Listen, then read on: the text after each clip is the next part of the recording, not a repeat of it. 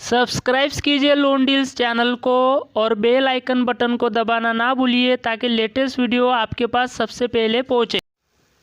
Hey guys, welcome back to my channel loan deals. दोस्तों, मैं समाधान पाटिल फिर से स्वागत करता हूं आपका और एक नए वीडियो में।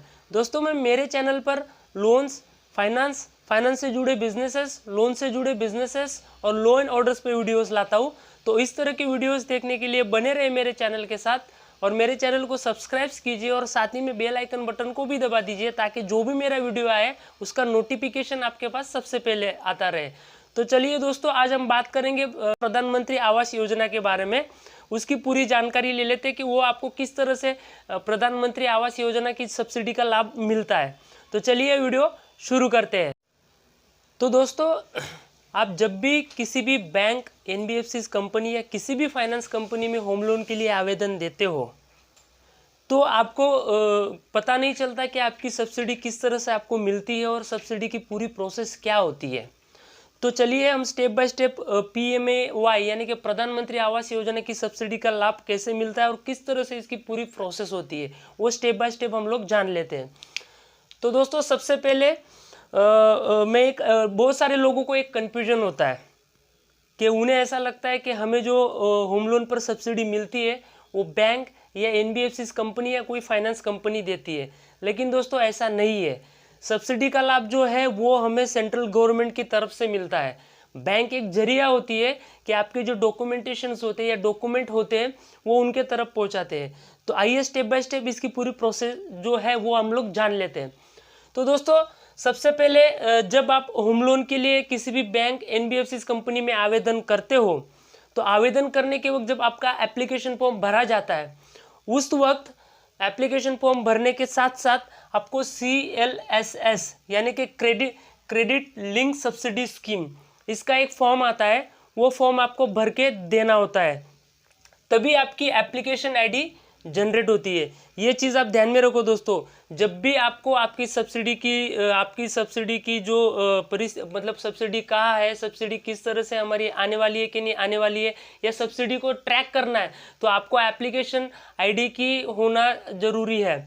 तो जैसे ही आप बैंकों में एप्लीकेशन डालते हो तो बैंक की तरफ से क्रेडिट लिंक सब्सिडी स्कीम का फॉर्म भरा जाता है। दोस्तों, अगर आपको वो समझ में नहीं आता है तो जो जानकार व्यक्ति होता है आपके साथ, उस व्यक्ति को जब भी फाइल आपकी लॉगिन करे या आवेदन के लिए रखे तो वो जानकार व्यक्ति को लेके जाना है। तो जैसे ही क्रेडिट लिंक सब्सिडी का फॉर्म भरा जाता है तो एप्लीकेशन आईडी आपकी जनरेट होती है।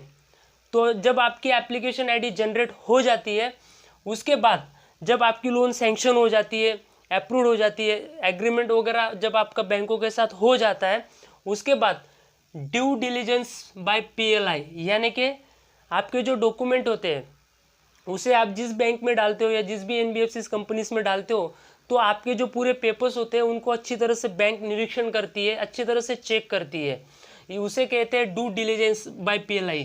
देखिए दोस्तों, एप्लीकेशन आपका आईडी जनरेट हो गया, उसके बाद बैंक उसको ड्यू डिलीजेंस करती है।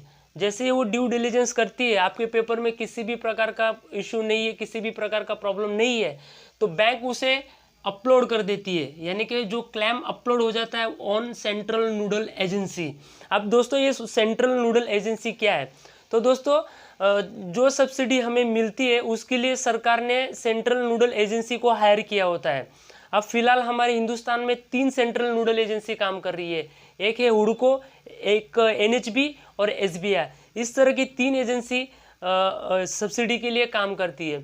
तो ये जो सेंट्रल नोडल एजेंसी होती है, इनके पास जब क्लेम अपलोड कर देती है आपकी बैंक या आप जिस भी कंपनी से आपने लोन ली है, तो ये क्लेम अपलोड करने के बाद सेंट्रल नोडल एजेंसी और सेंट्रल गवर्नमेंट दोनों मिलाकर दोनों आपके पेपर को वेरीफाई करते हैं कि आप सब्सिडी के लिए एलिजिबल हो या नहीं हो। आप सब्सिडी के जो रूल्स एंड रेगुलेशंस है उसके अंतर्गत आपके पेपर में कोई इशू तो नहीं है।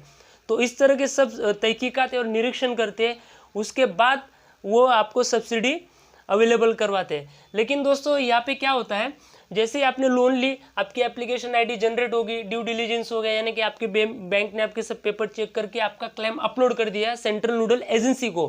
लेकिन कभी कभार क्या होता है, आपके जो पेपर्स होते हैं जो अपलोड किए होते हैं ना, कई महीनों तक यहाँ पे अटक जाता है। अब वो क्यों आता है? क्योंकि सब्सिडी मिलने की भी कुछ गाइडलाइंस है, कुछ रूल्स है। तो हो सकता है आपके पेपर में कुछ इशू हो सकता है, इसलिए ये सेंट्रल नोडल एजेंसी के पास अटका रहता है।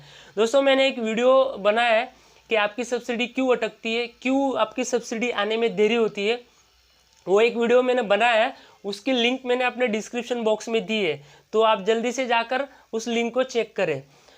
तो फिर जब यहाँ से आपके पेपर चेक हो जाते हैं, निरीक्षण हो जाते हैं, तो सब्सिडी क्लेम आपका अप्रूव्ड हो जाता है। यानी कि सेंट्रल नोडल एजेंसी है, सेंट्रल गवर्नमेंट दोनों मिला के आपका जब क्लेम अप्रूव्ड कर देते हैं, तो आपकी सब्सिडी क्लेम जैसे ही अप्रूव्ड होता है तो वो central nodal agency subsidy release कर देती है PLI को। यानी कि आपने जिस बैंक से NBFC कंपनी या किसी भी प्रकार की फाइनेंस कंपनी से लोन ली होती है, तो सेंट्रल नोडल एजेंसी आपकी बैंक को जो होती है वो सब्सिडी दे देती है। तो जैसे ही आपकी बैंक को सब्सिडी आती है तो आपकी बैंक या आप NBFC कंपनी क्या करती है, आपका जो लोन अकाउंट नंबर होता है उस लोन अकाउंट नंबर में आपकी सब्सिडी क्रेडिट कर देती है। तो इस तरह से PMI यानी कि प्रधानमंत्री आवास योजना की होम लोन सब्सिडी, इस तरह से इसकी प्रोसेस होती है। तो दोस्तों प्रधानमंत्री आवास योजना की जो सब्सिडी है उसके रिलेटेड आपको किसी भी प्रकार का इश्यू है और किसी भी प्रकार की कुछ प्रॉब्लम हो तो आप मुझे कमेंट में लिख कर भेजिए।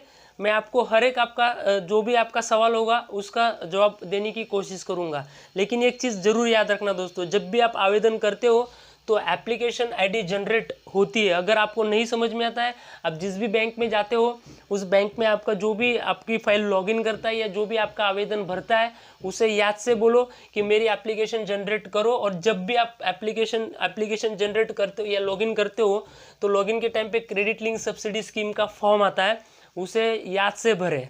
अगर वो CLSS का फॉर्म नहीं भरते हो तो आपकी एप्लीकेशन आईडी जनरेट नहीं होती है। तो दोस्तों उम्मीद करूंगा कि आपको पूरी जानकारी समझ में आई होगी। तो फिर मिलते हैं नए इसी तरह की वीडियो के साथ, तब तक के लिए धन्यवाद।